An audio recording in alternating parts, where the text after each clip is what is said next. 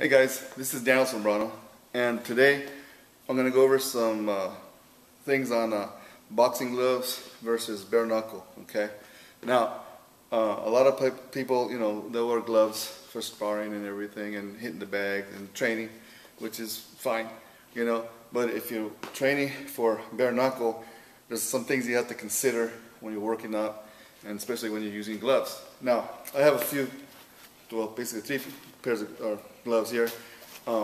This one's from Ringside, and this is like a 18-ounce glove. It's a pretty big glove. Okay, this is used for sparring. Usually, a bigger guys will use 18 to 20-ounce gloves. Between 16 and 20 ounces. The majority of gyms will have 16-ounce gloves to spar with for pretty much everybody. But the bigger boys that hit really hard, well, they don't want to hurt their sparring partners, so they'll use like 18 to 20-ounce gloves because they're heavy hitters. Okay, they're pretty spongy, pretty big, or thick. Then this is another glove, and it's 16 ounces. And if you notice, it's smaller than the 20 or 18-ounce glove, obviously because more ounces of padding. And then we have this glove, which is a Thai-style bag glove or boxing glove, and it's smaller than this 16-ounce glove, which is the same size, a little bit smaller, and it's made differently.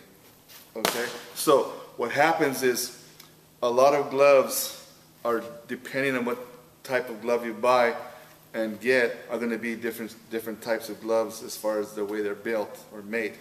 Now, this Thai glove, Thai boxers, the glove is usually smaller at the top, okay, and they're padded more on the sides, and the reason why is because they're used to block kicks and elbows, on the sides of the glove, so they don't break their wrists, so they try to block those type of kicks and knees and what have you. So they're usually padded, semi-heavily, or pretty much balanced on the wrist area as also on the top.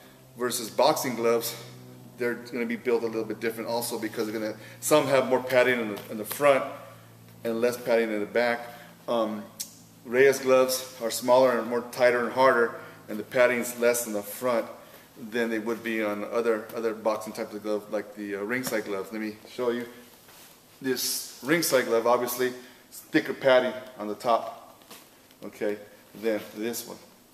Okay, so every time you get gloves, you got to be sure what kind of gloves you're using, or what type of gloves you're going to be buying, depending on what you're going to be doing, using them for.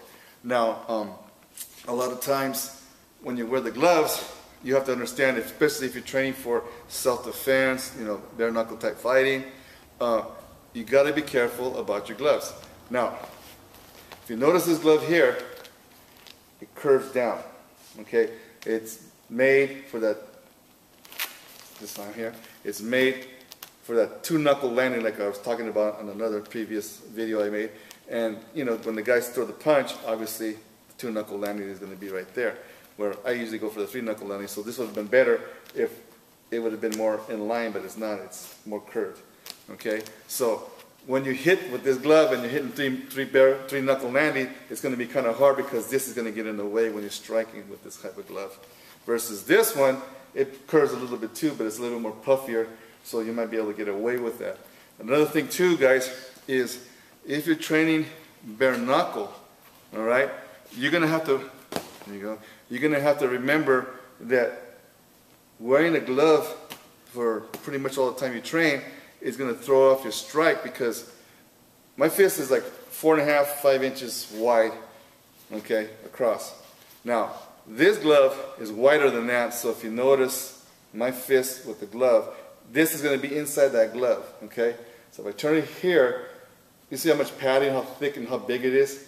So when I'm hitting somebody, if this is someone's head and I'm hitting them, I'm gonna hit them with a wider area of impact here. And this glove's going to take a lot of the impact. Obviously, if I'm wearing wraps, it's going to help me with my hand. But if I punch it without a glove, all of a sudden, that large area of impact becomes smaller, okay? And if I'm used to striking this way here, I'm going to have problems, because I might be hitting it wrong, because I don't know where my hand's at, swimming inside this glove. Now, if I have my hands wrapped and I have my hands inside this glove, look how far away, how much padding I am with if my hands were in here. Okay, that's like 2 or 3 inches of impact here. So it gets, when I hit the bag, it's puffy here. So basically, even if I'm hitting it and popping it, I'm still really pushing the bag or the head of somebody with the glove because of the padding. It pushes. Okay, so I'm actually pushing more than anything else. But when I take off the glove and I hit, I'm not pushing no more. I'm hitting with my fist, and if I'm not used to that impact, bare knuckle, it's going to do some damage to my hand if I hit somebody in the head. Okay, especially if I don't know how to hold my fist and how I'm hitting this person in the head with my bare knuckles. Now, another thing about these gloves, okay, is because of the fact that there's like 3 inches or 4 inches in front of it, it throws my timing off because I'm used to hitting with the glove. So therefore, I'm 3 to 4 inches always off in my distancing when I'm striking somebody. When I take my glove off and I try to do the same thing, because I changed my way of punching because of the glove, all of a sudden my distancing is different, all right? And I'm not hitting the way I was before because I'm off a little bit on my timing, and also I'm trying to hit the target because of the fact that I had 3 or 4 inches extra that I didn't have before. Another thing, guys, is if you hold your hands like a boxer and you cover up with the guard, obviously if I have the glove on, you know, that's going to work really well, especially when someone's hitting me with another pair of gloves. You know, I can pretty much be well protected. But when you go bare knuckle, see, it's easier to get hit by this because this is smaller than this. All right? So you've got to take that into account when you're fighting with somebody when you're not wearing gloves. All right? So I tell people, you know, if you want to do it for self-defense, at least bare minimum, train 30% of the time without gloves. Train bare knuckle. Then put your gloves on, put your wraps, and, you know, continue your workout with your gloves on. Usually new people that are learning to strike with bare knuckle, I'll tell them, you know, usually, you know, the first 2 to 5 minutes, 10 minutes of training, do it without gloves, and then your hands will get a little bit sore and start getting red and stuff. And before they start cutting or cracking, stop, you know, massage your hands, and then put your wraps on, and then put your gloves, and then continue your training, and then finish off your training. And little by little, you'll start slowly weaning yourself so that you can at least do, you know, 15, 20, 30 minutes of bare knuckle punching, and then before you have to put on the glove and the wraps. And that's good enough, you know. You don't have to, you know, continually hit, you know, all the time bare knuckle. I would say, you know, 2 or 3 times out of the week, you can do the bare knuckle, just get comfortable with it, and then you can put your gloves on. I would, if you're training for self-defense, I would definitely use the MMA type glove, because that's like the in between, you know, bare knuckle and glove. The MMA glove would be the better bet, okay?